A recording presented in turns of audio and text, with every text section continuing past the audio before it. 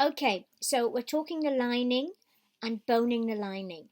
This step is optional, but I recommend that you bone the lining if the fabric that you are making a corset out to is fine. If you're using a silk, if you're using a fabric that doesn't have much stability, so for example, silk or a lightweight cotton, if you don't have much structure to your panels, it might get a bit floppy over your body because you probably won't be able to wear a bra with a corset top. So that's why they are usually boned. So this is what we mean by boning.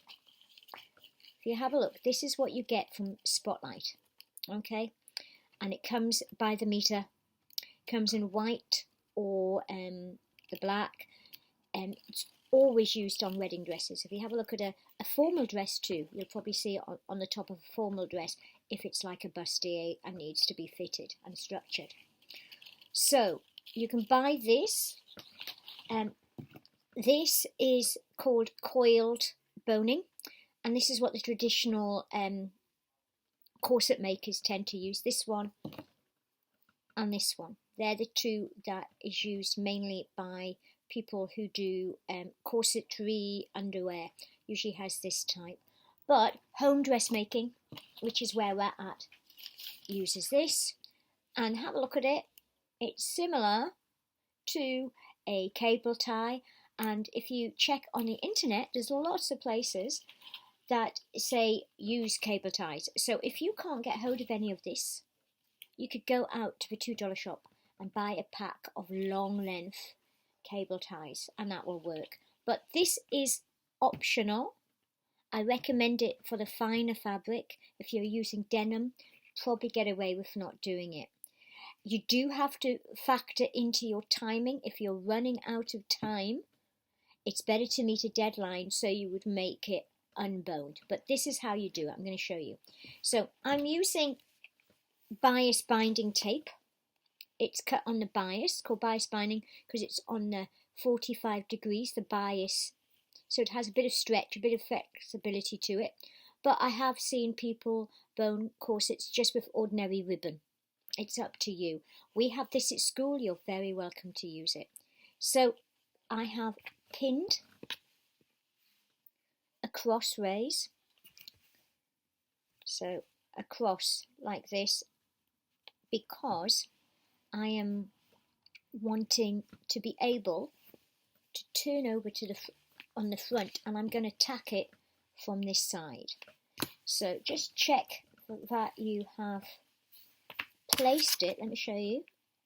If I lift this up, you want to place it over the open seam. So you press the seams open on the lining, and you're going to place from the bottom just a little bit over. This will be caught in a seam, and you take it right to the top and just cut it. Now from the front, you are going to use a hand sewing needle, which I had actually just done a video, year 10, and didn't have it on the video. I only had it on the picture, so I only took a picture for the first step. Not very helpful.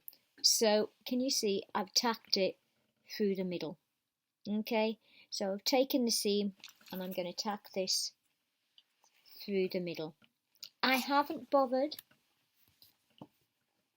boning the two seams that go right over the bust, and that's going to be the curviest, so I find it's easier to leave that one and do the one towards the side of the bust.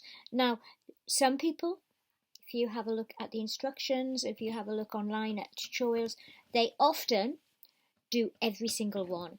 We're time poor, so I missed this one knowing the others will be enough to use. Okay, so I'm going to tack it all into place. We've shown you how to tack already, and when it's all done, I'll take it over to the machine and I'll show you where to sew it.